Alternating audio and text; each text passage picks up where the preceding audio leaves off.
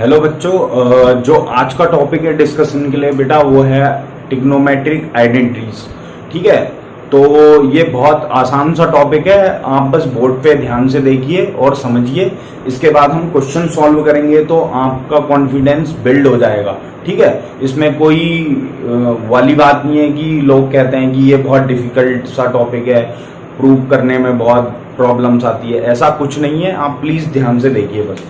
ठीक है, तो जो टॉपिक का है हमारा डिस्कशन के लिए बेटा वो है आपका ट्रिग्नोमेट्रिक आइडेंटिटीज। ठीक है, अब देखिए यहां पे जो फर्स्ट आपकी आइडेंटिटी है वो है आपकी sine square theta plus cos square theta equal to 1। ठीक है, और दूसरी आइडेंटिटी जो है आपकी वो है sec square theta minus tan square theta equal to 1। ठीक है, जो थर्ड आइडेंटिटी है आपकी वो है cosec square theta minus cot square theta equal to 1। ठीक है, इन आइडेंटिटीज को देखिए जब आप क्वेश्चन सॉल्व करेंगे ना तो आपको ये ऑटोमेटिकली याद हो जाएंगी। आपको रट्टा मारने की कोई भी जरूरत नहीं है, ये बहुत आसान सी चीज है। आप जैसे जैसे क्वेश्चन सॉल्व करेंगे ना तो बेटा आपको ये याद हो जाएगा। ठीक है, बिलीव मी। तो देखिए यहां से अब हम साइन स्क्वायर थीटा की वैल्यू निकालेंगे तो यहां लिख सकते हैं हम 1 माइनस कॉस स्क्वायर थीटा। ठीक है, ऐसे ही कॉस स्क्वायर थीटा की वैल्यू को हम क्या लिख सकते हैं 1 माइनस साइन स्क्वायर थीटा। तो यहां से देखिए sec square theta equal to लिख सकते हैं 1 प्लस टेन स्क्वायर थीटा। ठीक है, ये क्यों लिख रहा हूं अभी जब हम क्वेश्चन सॉल्व करेंगे तो आपको समझ में आ जाएगा। ठीक है, मैं जैसे जैसे क्वेश्चन आपको सॉल्व कराऊंगा तो ये सारी चीजें यूज होंगी तो आपको पता लगते जाएगा। ठीक है, तो यहां से अब tan square theta equal to हम लिख सकते हैं बेटा सेक स्क्वायर थीटा माइनस 1। ठीक है, यहाँ पे देखिए cosec square theta equal to 1 plus cot square theta, और कॉट स्क्वायर थीटा को क्या लिख सकते हैं हम कोसेक स्क्वायर थीटा माइनस 1।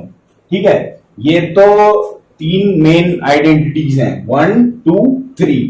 बाकी जो दो दो हमने निकाली है वो जस्ट वैल्यूज निकालनी है। ठीक है, अब देखिए हम पढ़ चुके हैं क्या कि टेन थीटा को हम क्या लिख सकते हैं sine theta upon cos theta. ठीक है, और ऐसे ही कॉट थीटा को क्या लिख सकते थे हम cos theta upon sine theta.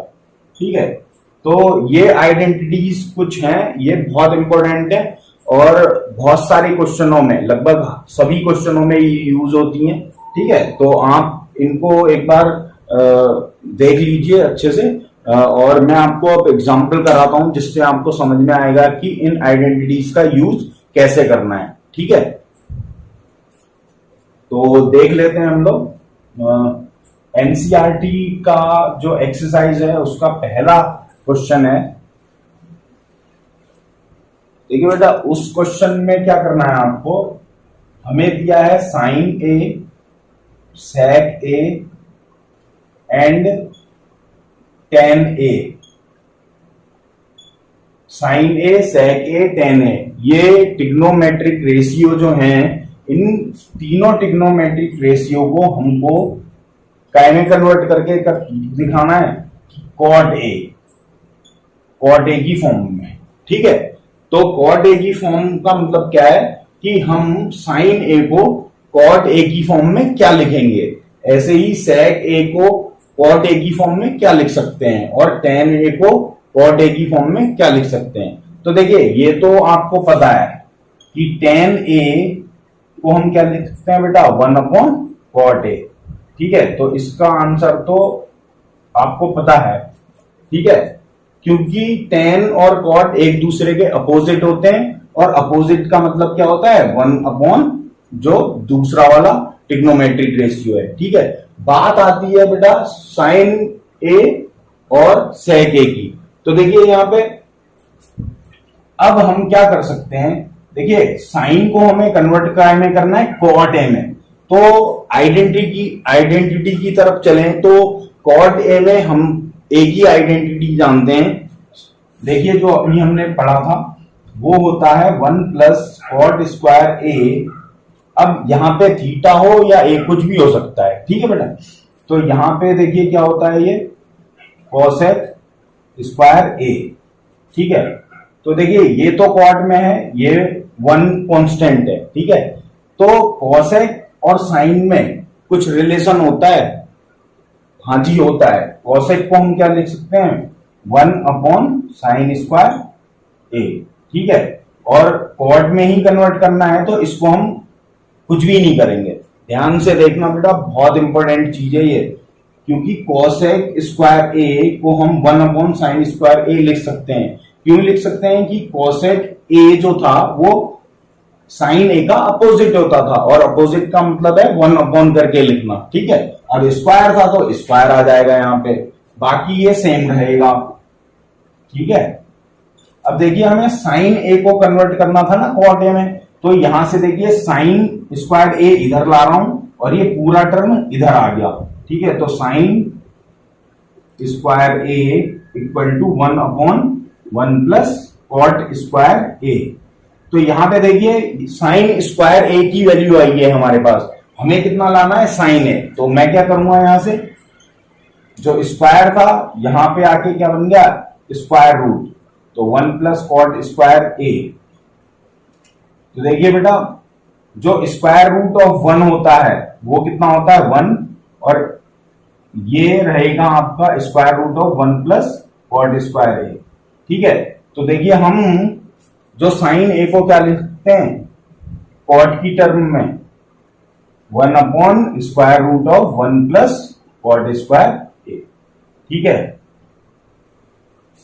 तो देखिए tan ए हमने कन्वर्ट कर लिया था कॉट ए की फॉर्म में, और साइन ए को हमने जब कन्वर्ट करा कॉट की फॉर्म में तो क्या आया, साइन ए को लिख सकते हैं हम 1 अपॉन 1 प्लस कॉट स्क्वायर ए का स्क्वायर रूट, ठीक है। अब देखिए जो सेकंड पार्ट है हमारा सेक ए को हमें लिखना है कॉट ए की फॉर्म में, ठीक है बेटा। तो आप सोचिए थोड़ा कि क्या कर सकते हैं हम कि सेक ए हमारा कन्वर्ट हो जाए कॉट ए की फॉर्म में, ठीक है। नोट कर लीजिए इसे, ठीक है, ओके।